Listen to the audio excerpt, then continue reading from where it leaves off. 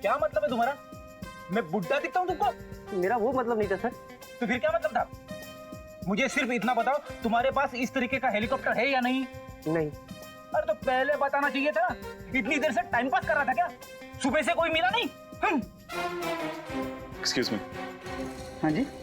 आपकी दुकान में रिमोट कंट्रोल से चलने वाला हेलीकॉप्टर मिलता है? नहीं, ऐसा हेलीकॉप्टर तो हमारे दुकान में नहीं मिलता है।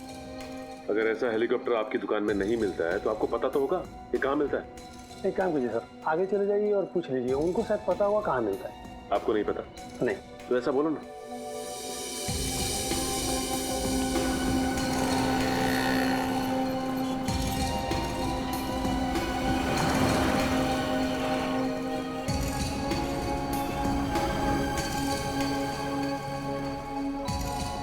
उस तरफ से नहीं मिला भाई, उस तरफ भी कुछ नहीं।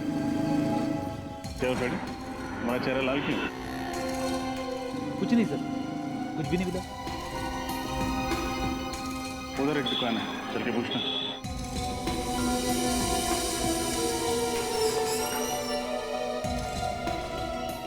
कहिए सर, क्या चाहिए आपको? आपकी दुकान में रिमोट वाला हेलीकॉप्टर मिलता है? हाँ जी मिलते हैं सर। दिखाइए जरा। फिलहाल तो सब बिक चुके हैं, अगर आप कहें तो आपके लिए ऑर्डर से मंगवा देता हूँ। जी नहीं, उसकी जरूरत नहीं। आप हमें सिर्फ ये बताइए कि उस हेलीकॉप्टर पे गन और कैमरा क्यों फिट किया आपने? गन कैमरा, ये क्या कह रहे हैं आप लोग? बिल्कुल ठीक कह रहे हैं हम। हमें अच्छी तरह से मालूम है कि उस तरह के हेलीकॉप्टर सिर्फ आपकी दुकान पे मिलते हैं, इसलिए आप ये बताइए कि उस हेलीकॉप्टर पे आपने गन और कैमरा क्यों फिट किया? ये आप लोग बेवजह मुझे बदनाम कर रहे हैं। अच्छा, तो आप लोग ऐसे नहीं माने, मैं अभी पुलिस को फोन करता हूँ। लीजिए, आपने मदद मांगने के लिए फोन उठाया ही था और सीआईडी हाजिर। सीआईडी? जी हाँ, सीआईडी। अब बताइए, किसके कहने पर आपने एक खास हेलीकॉप्टर बनवाया था? किसी के नहीं सर। किसी के नहीं? दो खून हुए हैं आपके इस कातिल खिलौने से, और वो भी जेल में। दो खून, वो भी जेल में? ये बताइए कि किसके लिए किया है ये सब आप, बोलो। मैं सच कह रहा हूँ सर, मैं इस बारे में कुछ नहीं जानता। आप नहीं जानते तो शायद कोई और जानता होगा। आपके अलावा और कौन है इस दुकान में? इस दुकान में तो मेरे अलावा बस मेरा आदमी राजेश। कहाँ है राजेश? बुलाओ उसे। वो तो अभी बाहर गया है, बस आता ही होगा। ये लीजिए राजेश, ये लोग सीआईडी से हैं। सीआईडी? रुक।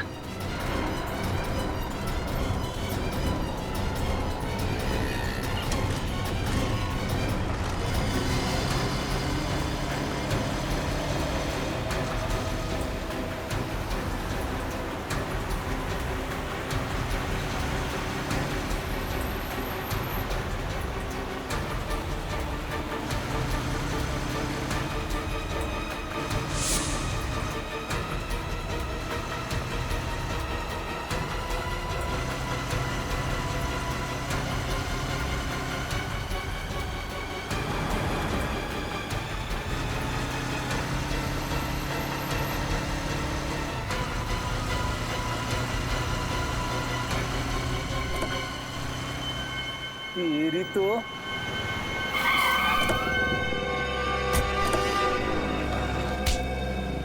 भाग रहे थे। अगर हेलीकॉप्टर में भागते तो शायद बच भी जाते, लेकिन अफसोस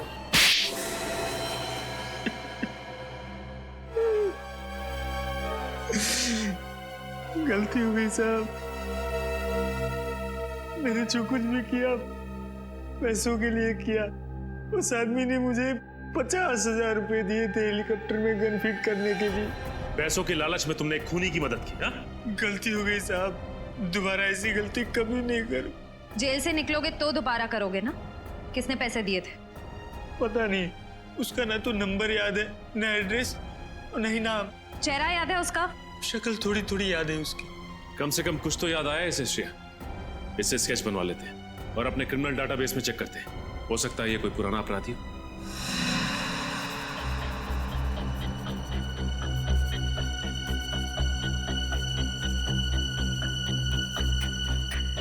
आंख सर थोड़ी सी छोटी और थोड़ी सी लंबी।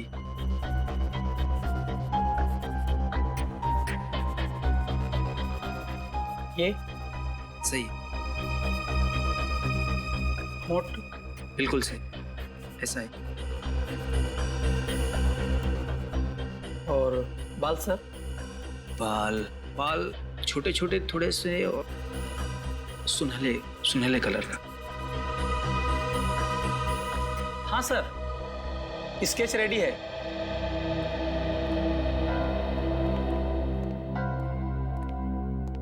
ये वही आदमी है? यस मैम, वही है। श्रेय, एक काम कर, अपने क्रिमिनल डाटाबेस में देखो, हो सकता है पुराना क्रिमिनल हुई। सर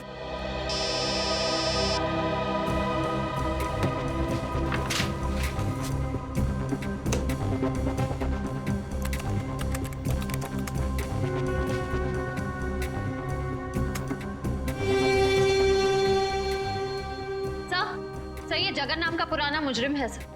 ठीक है, मैं बाद में फोन करता हूँ। सर चोरी चकारी के जुर्म में कई बार जेल की चक्की भी पीस चुका है। छोटा मोटा चोरी करने वाला ये खूनी कब से बन गया? सर पिछले 6 महीने से उसी वसंत वज्र जेल में था, जहाँ पर विक्की और चंदन भी थे। इसका मतलब ये तीनों आपस में जरूर मिले होंगे और तीनों का कोई ना कोई कनेक्शन है। ये क्या, हफ्ते भर पहले ये जेल से छूटा है और जेल से छूटते ही सीधा हेलीकॉप्टर बनवाने पहुंच गया। लेकिन सर जेल से छूटने के बाद ये फंक्शन के दौरान जेल के अंदर घुसा कैसे? किसी ने इसे देखा कैसे नहीं? हो सकता है श्रेया कि ये खुद ना गया हो और विक्की और चंदन को मारने में इसकी मदद की हो किसी ने।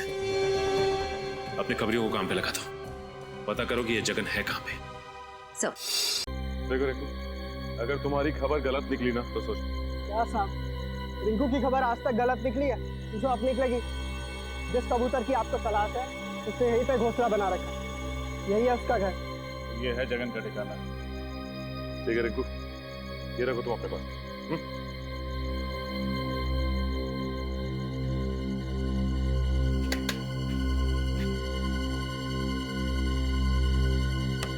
कौन है? दूध वाला।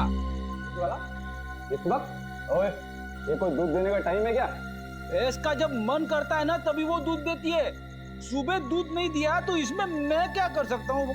आज तक तो तेरी भैंस सुबह ही दूध देती थी, अबे रात को कब से देने लगी?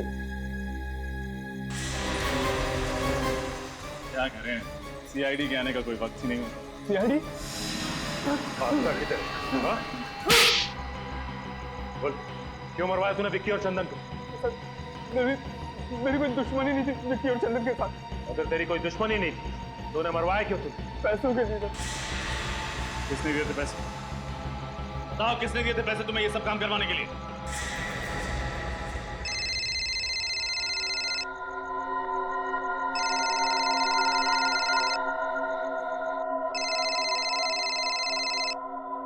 हेलो, मैं जगन बोल रहा हूँ। मैंने तुमसे कहा था ना, तुम मुझे कभी फोन मत करना। देखो मैं तुमसे मिलना चाहता हूँ। तुम्हारा दिमाग तो खराब नहीं हो गया? देखो तुम्हें मुझसे मिलना ही पड़ेगा, नहीं तो क्या धमकी दे रहे हो मुझे? आज रात 9:30 बजे ज्वाला रोड इंतजार करूंगा। अगर नहीं आए तो क्या कर लोगे? हेलो हेलो, नहीं आया तो क्या कर लोगे?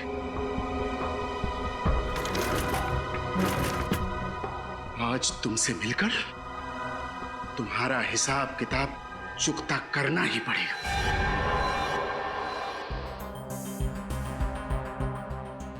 अब तो मैंने आप लोगों का काम कर दिया है, अब मैं जाऊं सर? अरे ऐसे कैसे जाने दे? अभी तक तो तुमने इंसाफ का आटा गूंदा है, प्रायश्चित की रोटी तो पकानी अभी बाकी है। इंसाफ का आटा, प्रायश्चित की रोटी? मैं कुछ समझा नहीं सर। तुमने खूनी को हमारे बनाए हुए जाल में तो बुला लिया, लेकिन तुम्हारा काम अभी खत्म नहीं होता है। उसे गिरफ्तार करने के लिए तुम्हें हमारे साथ चलना होगा। नहीं सर, मैंने उसे धमकी देकर उसे बहुत गुस्सा दिला दिया। अगर मैं वहां गया ना तो वो मुझे भी मार डालेगा। बड़ा डर लग रहा है तुम्हें मौत से? उस वक्त एक बार भी नहीं सोचा जब जेल में 2 कैदियों को मौत के घाट उतारने की प्लानिंग चल रही थी? सर मैंने जो कुछ भी किया उसके लिए मैं बहुत शर्मिंदा हूं। मैं आप लोगों से वादा करता हूं सर कि आज के बाद मैं कोई भी गुनाह नहीं करूंगा। कैसे करें तुम्हारे वादे पे यकीन? एक जुर्म की सजा काट के आए हो और दूसरा गुनाह कर बैठे। सर मेरे लिए नहीं तो कम से कम मेरे बीवी बच्चों के लिए मुझे माफ कर दीजिए। मेरे बिना उनका भविष्य अंधकार में हो जाएगा। बड़ी फिक्र है ना तुम्हें अपने परिवार की? जुर्म करते वक्त एक बार भी ख्याल नहीं आया उनका? सर मुझे एक मौका दे दीजिए अच्छा इंसान बनने के। मैं आप लोगों को कभी शिकायत का मौका नहीं दूंगा और आप लोग जैसा कहेंगे मैं वैसा करने को तैयार हूं सर। ठीक है, जिसका भी हाथ है इन सब के पीछे वो जल्द से जल्द हमारी गिरफ्त में होगा।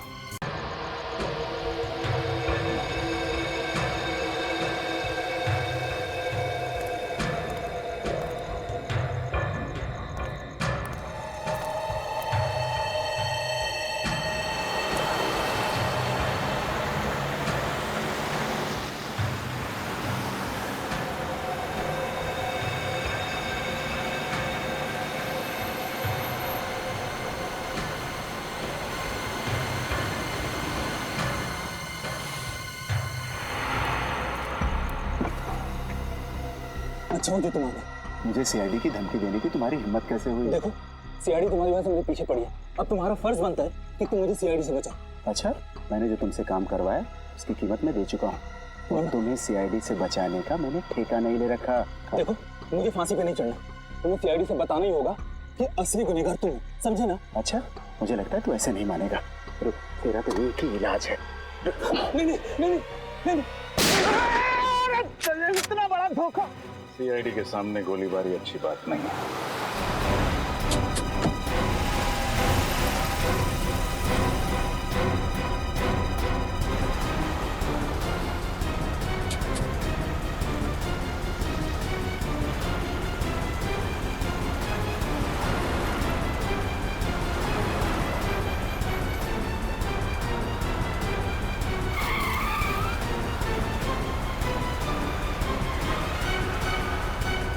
जिस तरह से गाड़ी चला रहा है कहीं किसी को नुकसान ना पहुंचा दे।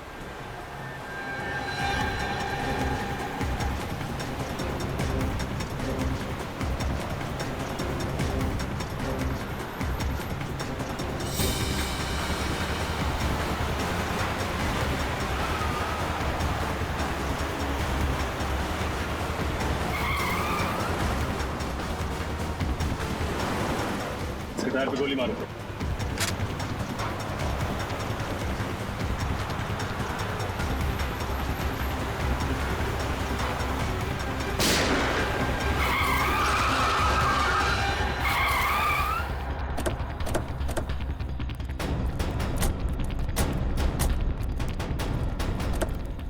विजय बाबू, खेल खत्म तुम्हारा।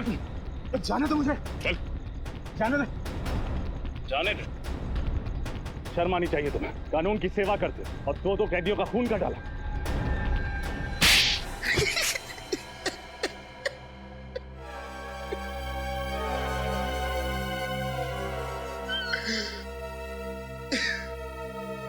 मैंने उन लोगों को मारने का इरादा बहुत पहले ही कर लिया था। इंतजार था तो बस एक सही मौके का, और वो मौका मुझे मिला जेल के उस फंक्शन के दौरान। क्यों? ऐसा क्या किया था उन दोनों ने तुम्हारे साथ, जो पुलिस में होते हुए भी तुमने कानून को अपने हाथ में लिया? उन लोगों ने मेरी बहन के घर चोरी तो की ही थी, साथ ही साथ उन्होंने मेरी बहन अर्चना के साथ छेड़छाड़ और जबरदस्ती की थी। क्या? तो तुमने ये बात किसी से कही क्यों नहीं? मैं डरता था कि समाज में बदनामी होगी, मेरी बहन का घर से बाहर निकलना मुश्किल हो जाएगा।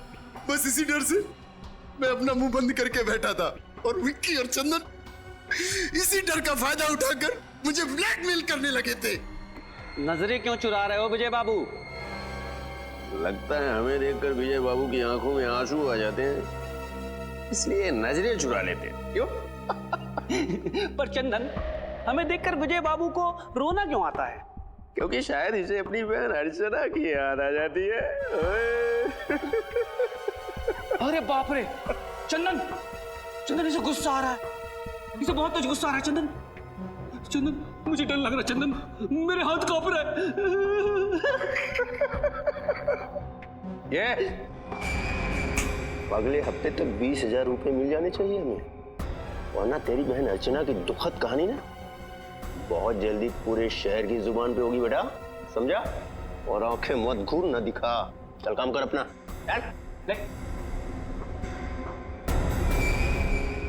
हंस लो, जितना हंसना है हंस लो। वो पल दूर नहीं जब एक बहन पर हुए अत्याचार का बदला एक भाई अपने हाथों से लेगा। अभी बताइए सर, हर पल अपमान का घूंट पीकर जिंदगी गुजारना आसान नहीं है। माना तुम्हारी बहन के साथ जो हुआ गलत हुआ, पर ये सोचकर चुप बैठ जाना कि बदनामी होगी, ये बहुत ही गलत और पिछड़ी हुई सोच है। और औरतों पे जुर्म बढ़ने का ये भी एक कारण है। औरतें बदनामी के डर से कानून का दरवाजा नहीं खटखटाती, और चंदन और विक्की जैसे लोगों के हौसले और भी बढ़ जाते हैं। आप शायद ठीक कह रहे हैं, पर अपनी बहन को और दर्द में देखने की हिम्मत नहीं थी मुझ में, इसीलिए उन लोगों को सजा देने का जिम्मा मैंने अपने कांधों पर उठाया, और जगन की मदद से हेलीकॉप्टर में गन लगवाई, और उस गन की मदद से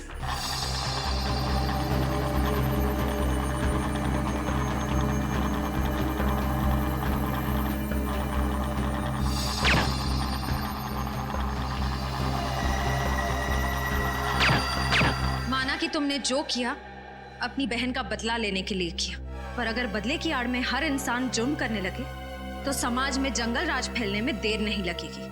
मैंने जिन लोगों को मारा वो कोई अच्छे लोग नहीं थे। ये सही है कि वो लोग अच्छे नहीं थे, लेकिन गुनाह तो फिर भी गुनाह होता है, और तुम्हें क्या सजा देनी है ये अब अदालत तय करेगी। चलो सब लोग बैठ जाओ, चलो बैठो बैठो।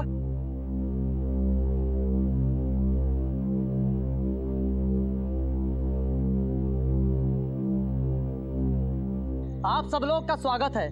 अब कार्यक्रम का आनंद लीजिए।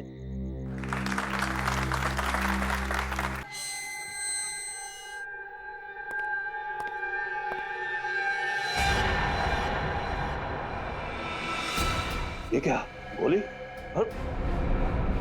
तुम तो मर गए। ये कैसा हुआ?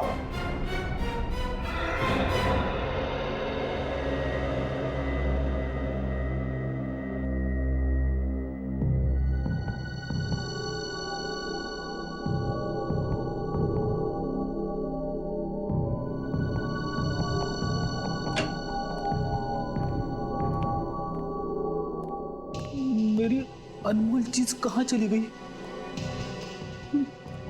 समझ में नहीं आ रहा।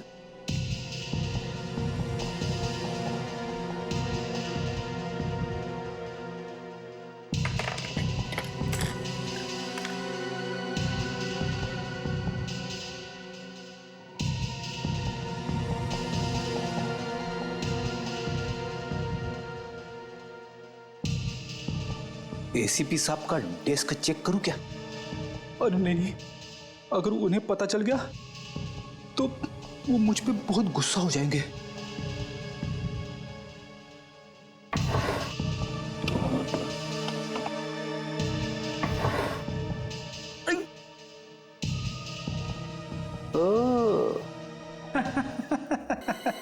मिल गया मिल गया मिल गया, मेरा अनमोल पेन मिल गया। अब मुझे कवि बनने से कोई नहीं रोक सकता।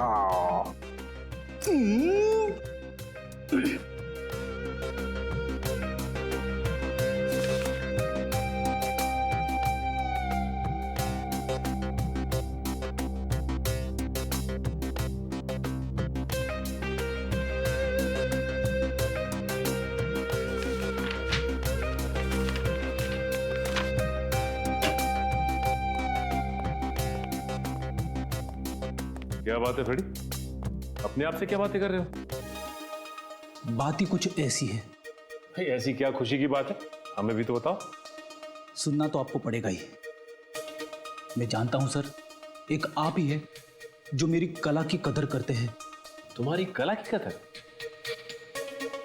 ये कागज क्यों फैला है यहाँ पे? इन्हें कागज मत कहिए सर, ये एक कवि के दिल के अनमोल रतन है। कवि के दिल के अनमोल रतन? लेकिन ये कवि कहाँ है? यहीं पे है, इसी बीरो में, आपके सामने खड़ा है। तुम कवि भी हो? क्या बात है। मैंने ऐसी ऐसी कविताएं लिखी है सर, जिन्हें सुन के आपका दिल पसीज जाएगा, आपकी आंखों में से आंसू बहने लगेंगे। तो क्या बात है, सुनाओ। सुनाऊं?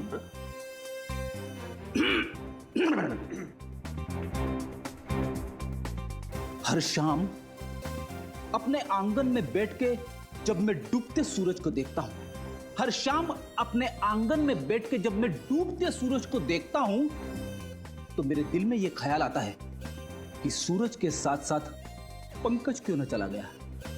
पंकज? तो तुमने पंकज पे कविता लिख डाली? बहुत याद आ रही है पंकज की? हाँ सर, पंकज की बहुत याद आ रही है। वैसे मैंने एक और कविता लिखी है। एक और? अभिजीत सर और तारिका के ऊपर। ठीक है, ये भी सुना दो। अभिजीत सर को पसंद है फॉरेंसिक लैब में जाना। अभिजीत सर को पसंद है फॉरेंसिक लैब में जाना। डॉक्टर तारिका से पूछते हैं वो केस का ताना बाना। जुर्म से जब बात बढ़ती है रिश्तों पे, तो डॉक्टर सालुंके का वहीं पे आ जाना।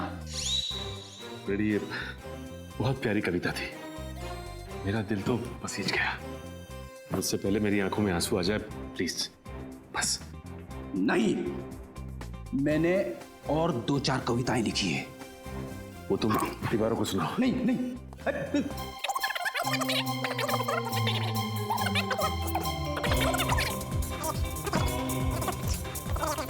प्लीज फ्रेडी, बस बस प्लीज। थैंक गॉड, सही समय पे फोन आ गया। हेलो, क्या खून? तो खून हो, वो भी जेल में?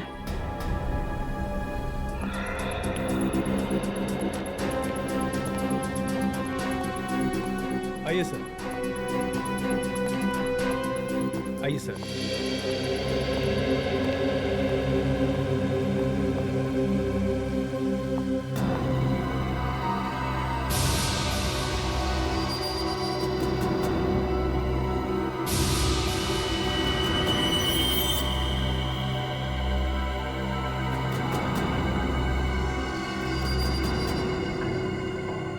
शरीर पे और कहीं भी कोई चोट या जख्म का निशान नहीं है। इसकी मौत गोली लगने की वजह से ही हुई है।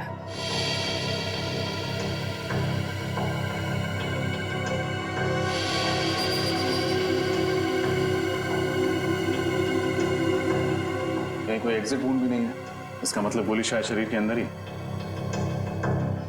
सर, यहाँ पे तो गन नहीं है। इससे एक बात तो तय है, इन दोनों ने एक दूसरे को नहीं मारा, ना इन्होंने आत्महत्या की, नहीं तो गन्स यहीं कहीं होती। जरूर किसी तीसरे आदमी ने इनका खून किया है। जेल में खून? ऐसा कैसे हो सकता है? इन दोनों के साथ तो कोई तीसरा कैदी भी नहीं था। यही तो मैं सोच रहा हूँ जेलर साहब, जेल के स्पेशल सेल में कैद 2 कैदी वो मारे जाते हैं, कैसे? किसी ने गोलियां चलने की आवाज भी नहीं सुनी? नहीं सर, फंक्शन में गाना इतना तेज बज रहा था कि ठीक से कुछ भी सुनाई नहीं दे रहा था। गाना जितना भी तेज बज रहा हो, गोली की आवाज को नहीं दबा सकता। सर, शायद गन पर साइलेंसर लगा होगा। मतलब तुम ये तो मान रहे तुम्हारी मौजूदगी में कोई जेल के अंदर गन लेकर आया, वो भी साइलेंसर वाली गन, और इन दोनों को मार दिया? नहीं सर, अंदर तो कोई भी नहीं आया, हम दोनों तो यही पहरा दे रहे थे, है ना? हाँ सर। गोली की आवाज नहीं सुनी, किसी को अंदर आते नहीं देखा, कैसे हो सकता है? कहीं तुम दोनों भी बाहर फंक्शन में गाना सुनने तो नहीं चले गए थे?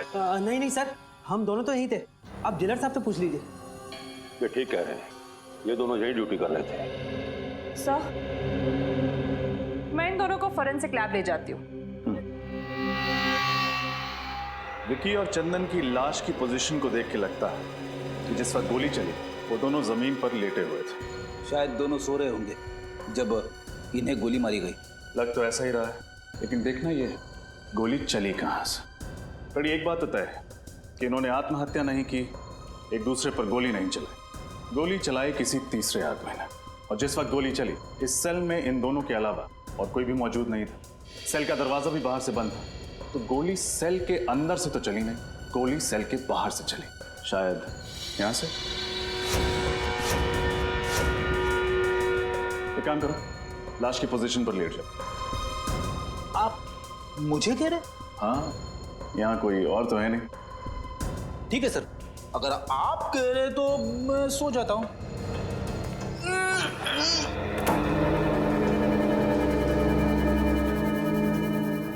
रेडी? अरे सर, सचमुच गोली मत मार देना। घबराओ मत, बंदूक खाली है। यहाँ से पूरी बंदूक को अंदर घुसाना तो मुश्किल है, बाहर से भी गोली चलाई होगी तो जाके लगेगी सामने वाली दीवार में। इस एंगल से विक्की और चंदन को गोली मारना तो नामुमकिन है। गोली यहाँ से तो नहीं चली होगी, तो फिर गोली कहाँ से चली? हो सकता है वहां से, रोशनदान से। मगर रोशनदान तो काफी ऊंचा है और उस पर नेट लगी हुई है। सो तो है फ्रेडी। एक काम करते हैं, मैं बाहर जाके रोशनदान को चेक करता हूँ, तुम जाके जेलर साहब से मिलो, उनसे विक्की और चंदन के बारे में पूछताछ करो। उठ जाऊं?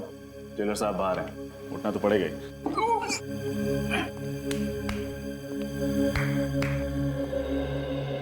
जेलर साहब, ये विक्की और चंदन किस जुर्म की सजा काट रहे थे?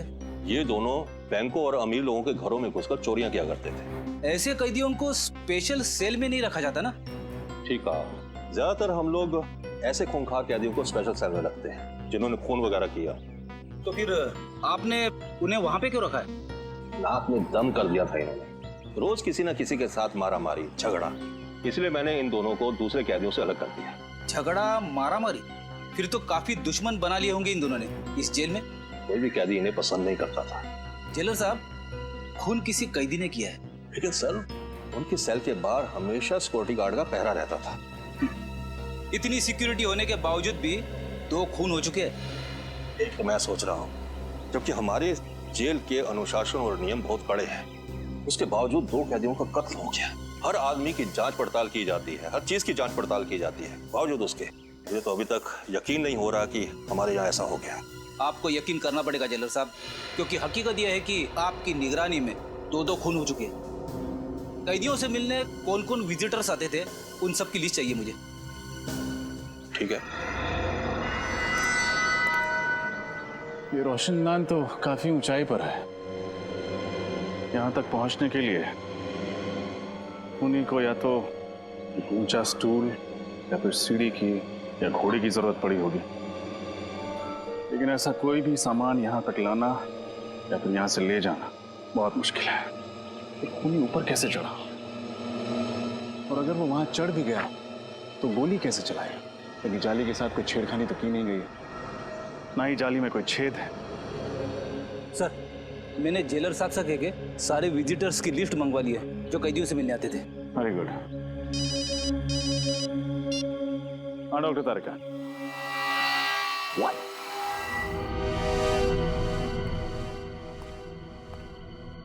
क्या तारिका जी, आपने तो मेरा दिमाग ही घुमा दिया। मैं क्या कर सकती हूँ रजत? मैं वही कह रही हूँ जो सबूत मुझे बता रहे। ये दोनों कैदियों पर 2 अलग अलग एंगल से ही गोलियां चली है। लेकिन अलग अलग एंगल से कैसे? विक्की पर जो गोली चली है वो करीबन 60 डिग्री एंगल से चली है। 60 डिग्री? मतलब गोली यहां से चली? हाँ, और चंदन पर जो गोली चली है वो करीब 20 डिग्री एंगल से चली। 20 डिग्री? मतलब यहां से? हाँ। तो क्या खूनी ने घुटने पे बैठकर गोली चलाई थी? अब एंगल तो यही दिखा रहा है। हाँ, मेरा दिमाग और भी चकरा रहा है। आपका कहना है कि गोली सेल के अंदर से चली, लेकिन यहाँ किसी भी तीसरे आदमी के होने की कोई संभावना है? हमने पूरा सेल चेक किया, यहाँ कोई भी खुफिया रास्ता नहीं। सिर्फ एक रास्ता है लोगों के अंदर आने का, और वो है ये दरवाजा। सर, ये किसी अंदर वाले का काम तो नहीं है? हो सकता है। ये लीजिए सर, जो जो इन कैदियों से मिलने आता था उन सारों नामों की लिस्ट। Thank you.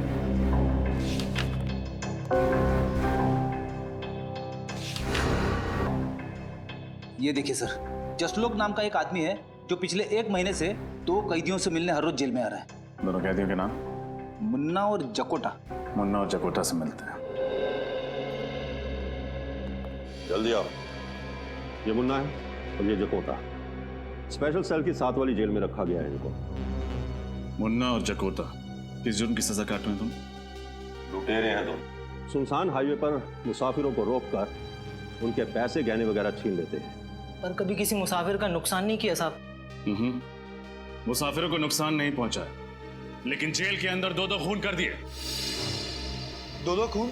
साहब ये क्या कह रहे हैं आप? किसी का खून करने के बारे में हम कभी सोच भी नहीं सकते। बनो मत। विक्की और चंदन के साथ तुम दोनों का 36 का आंकड़ा था ना? 36 का नहीं, 37 का कहिए। कोई दिन ऐसा नहीं गया जब इन दोनों की उन दोनों के साथ तू मैं ना हुई हो। कई बार तो हाथापाई की नौबत आई है। साहब, विक्की और चंदन को तो आपने अलग सेल में बंद कर दिया था, फिर हम उन्हें कैसे मार सकते हैं साहब? मार सकते हैं, जरूर मार सकते हैं, अपने उस साथी की मदद से जो पिछले 1 महीने से हर रोज तुम दोनों से यहाँ मिलने आता। साथी? आप लोग किस साथी की बात कर रहे हैं साहब? जसलोक की बात कर रहे हैं। जसलोक? वो तो वो क्या? जसलोक का नाम सुनते ही तुम दोनों के पसीने के छूटने लगे। आप लोग गलत समझ रहे हैं साहब। हमारा और जसलोक का ऐसा कोई इरादा नहीं था साहब। तो फिर क्या इरादा था? सच सच बता दो, वरना जसलोक से तो सच निकलवा ही लेंगे हम। अब हमें सब सच बता देना चाहिए, ना 2 कत्ल का इल्जाम हमारे सर पे आ जाएगा। आपस में खुसुर पुसुर करने से कुछ नहीं होगा।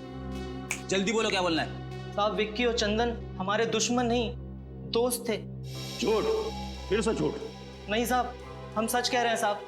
हम चारों जसलोक की मदद से जेल तोड़ के भागने की साजिश कर रहे थे। जेल तोड़कर भागने की साजिश? हाँ साहब, इसीलिए उस दिन हमने जेल में झगड़े का नाटक किया था, ताकि आप लोगों को हमारे ऊपर शक ना हो। इतना बड़ा धोखा, इतनी बड़ी साजिश। देखो अगर ये बात गलत निकली ना तो। आप फिक्र मत कीजिए जेलर साहब, जब भी जसलोक हमारे हाथ लगेगा सच तो बाहर आ ही जाएगा। किसी और पर शक है आपको?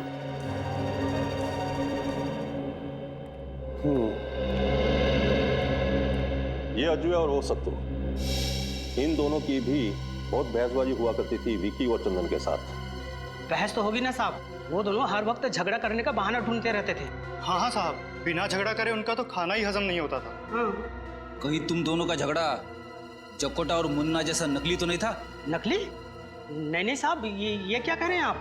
लो, तुमने अपने ही मुंह से कह दिया कि झगड़ा असली था। इसका मतलब तुम लोगों के पास ठोस वजह थी उन दोनों की जान लेने की। नहीं नहीं साहब, हम खूनी नहीं हैं, हम तो मामूली चोर उचक्के हैं, और हम खून क्यों करेंगे उनका? हाँ साहब, वैसे भी जेलर साहब ने उन दोनों को जब से स्पेशल सेल में डाला है तब से हम दोनों का वहाँ आसपास भटकना भी मुश्किल हो गया था।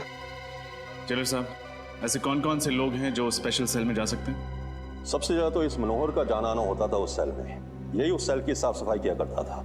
हाँ साहब, मेरी बदकिस्मती थी कि मैं ही उस सेल की साफ सफाई करता था। क्यों, ऐसा क्या हुआ था? हाँ साहब, बेवजह झगड़ा करते थे, धक्का मारते थे, कई बार तो उन्होंने थप्पड़ भी मारे थे। अरे वो दोनों तुम्हें मारा पीटा करते थे, ये बात तुमने मुझे पहले क्यों नहीं बताई? साहब, उन्होंने मुझे धमकी दी, अगर मैंने किसी से शिकायत की तो मुझे और मारेंगे। मनोहर, कहीं ऐसा तो नहीं कि वो दोनों तुम्हें बहुत तंग करते थे इसलिए तुम्ही ने उन दोनों का? साहब, मैं तो उनके पास जाने से भी डरता था। मैं उनकी जान कैसे लूंगा साहब? मच्छर था साहब, उनके सामने में एक मच्छर। जेलर साहब, क्या हो रहा है आपकी जेल में? स्टाफ की पिटाई हो रही, दो कैदियों का खून हो गया। मैं तो खुद हैरान हूं। मुझे तो लगता था कि मेरी जेल में प्रशासन ठीक से चल रहा है, मगर तुम कौन हो? ये धनसुख है, चाय वाला। ये भी उस सेल में जाया करता था सुबह शाम चाय देने के लिए। अरे क्या हुआ धनसुख?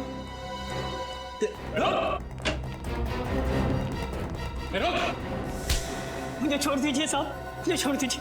क्यों छोड़ दे? मैंने कुछ नहीं किया। कुछ किया नहीं तो बात क्यों रहा था? मैं डर गया था साहब। बेगुनाह लोग डरते नहीं है, समझे? क्या तुम्हारा भी कोई झगड़ा हुआ था उनके साथ? नहीं साहब, मुझसे तो दोनों प्यार से बातें करते थे। आखिरी बार चाय कब देने गए थे उन्हें? यही कोई 7:30-8 बजे के करीब। यानी फंक्शन शुरू होने से पहले? हाँ साहब, पर मैं अंदर नहीं गया। क्यों? अंदर क्यों नहीं गए? साहब, मेरी चाय खत्म हो गई थी, इसलिए मैं बाहर से ही वापस आ गया। लेकिन सेल के पास तो गए थे ना, कुछ तो देखा होगा तुमने। क्या उस वक्त दोनों ठीक थे? हाँ साहब, दोनों अच्छे भले थे, आपस में बातें भी कर रहे थे। बातें कर रहे थे? क्या बातें कर रहे थे? कुछ सुना था तुमने? हाँ साहब, याद आया। क्या है? क्या बात है? भाई ये क्या मुसीबत है? मच्छरों ने काट काट कर बेहाल कर दिया है, जीना आराम हो गया है। हाँ? अरे मच्छर काट रहे हैं तो मच्छरदानी मंगवाऊं? जाओ और चुपचाप सो जाओ। अरे यहाँ बैठना मुश्किल हो रहा है और सोने की बात कर रहे हो? पता नहीं ऊपर से ये रोशनदान की जाली किसने निकाल दी है। अब तो मच्छरों की ऐसा है यहाँ पे। तुम लोगों का ना रोज रोज का नाटक हो गया है। कभी मारपीट करते हो, कभी गुंडागर्दी करते हो, तो कभी मच्छर का बहाना करते हो। यार चुपचाप सो जाओ। अरे धनसुख, इधर आ तू और चाय पिला। वहां गया खड़ा, इधर आ। चाय खत्म हो गई, अभी लाता हूँ थोड़ी देर में। भाई मेरे लिए चाय खत्म हो गई, जा जल्दी लेके आ। ओह, तो ये बातें हो रही थी। मगर सर, जब हम पहली दफा स्पेशल सेल में आए तब तो रोशनदान के ऊपर नेट लगा हुआ था ना? हाँ फ्रेडी, मैं भी यही सोच रहा हूँ। हुआ कुछ ऐसा होगा कि फंक्शन से पहले ही मौका पाकर खूनी ने रोशनदान से नेट हटा दिया होगा। फिर उसने फंक्शन के शुरू होने का इंतजार किया होगा। जैसे ही फंक्शन शुरू हुआ, सब लोग बाहर चले गए और खूनी ने विकी और चंदन को गोली से मार दिया। फिर वापस भागने से पहले उसने रोशनदान पर नेट वापस लगा दिया।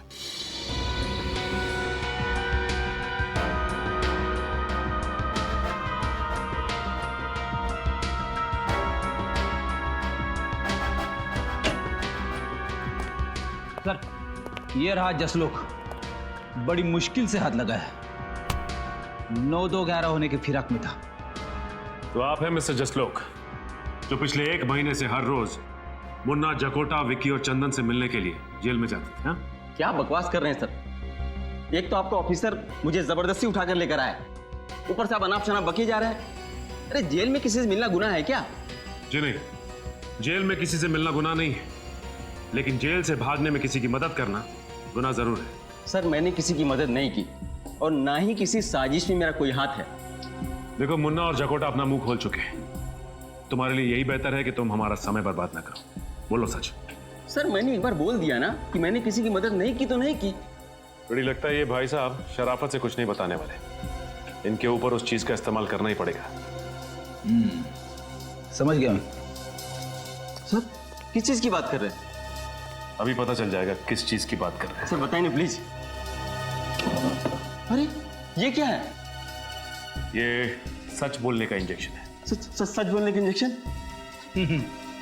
एक बार अगर ये इंजेक्शन लग जाए ना तो आदमी तोते की तरह सच बोलने लगता है। सर इसकी जरूरत नहीं, मैं सब बताता हूँ सर। मैं नुस्खा काम में आ गया। तुम क्यों रुक गए? शुरू हो जाओ। हाँ सर, मैंने उन लोगों को मदद करने का वादा किया था, वो सिर्फ इसलिए कि वो मेरे दोस्त थे। और जेल से निकलने के बाद इन चारों का क्या प्लान था? सर वो मुझे पता नहीं है, मैं तो सिर्फ जेल से निकलवाने में मदद कर रहा था। उसके बदले में वो लोग मुझे 10 लाख रुपए देने वाले थे सर। 10 लाख रुपए? हाँ, गोलियां शायद उस रोशनदान से ही चली हैं। लेकिन एक बात समझ में नहीं आ रही। डॉक्टर तारिका ने कहा था कि एक गोली यहां से 60 डिग्री एंगल से चली और दूसरी गोली यहां से 20 डिग्री एंगल से चली। लेकिन अगर दोनों गोलियां एक ही दिशा से उस रोशनदान से आई तो दोनों कैदियों को अलग अलग एंगल से कैसे लगी? सर कहीं हम गलत दिशा में तो नहीं जा रहे? नहीं फ्रेडी, दिशा तो सही है, बस देखना यह है कि हवा का रुख किस तरफ है। हवा दिशा? मैं कुछ समझा नहीं सर। मेरे कहने का मतलब यह है कि इन दोनों कैदियों के खून का उस रोशनदान से कोई ना कोई संबंध जरूर है, लेकिन क्या ये समझ में नहीं आ रहा। कहीं खूनी रोशनदान से तो अंदर नहीं आया? क्या फ्रेडी, रोशनदान का साइज देखा है तुम? इतने छोटे से रोशनदान से एक पूरा इंसान अंदर कैसे आ सकता है? अरे तो क्या सर गन खुद उड़ के आई अंदर? क्या कहा तुमने? नहीं सर नहीं, शायद सही कहा तुमने। हाँ, गन उड़ के ही सेल के अंदर आई। गन उड़ के अंदर ही?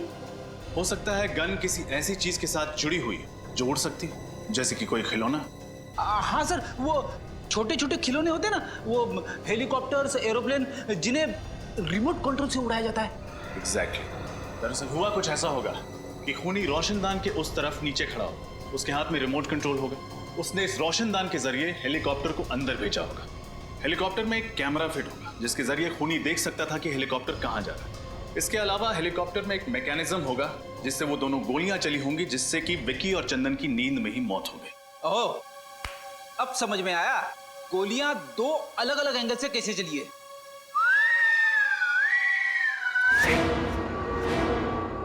करेक्ट।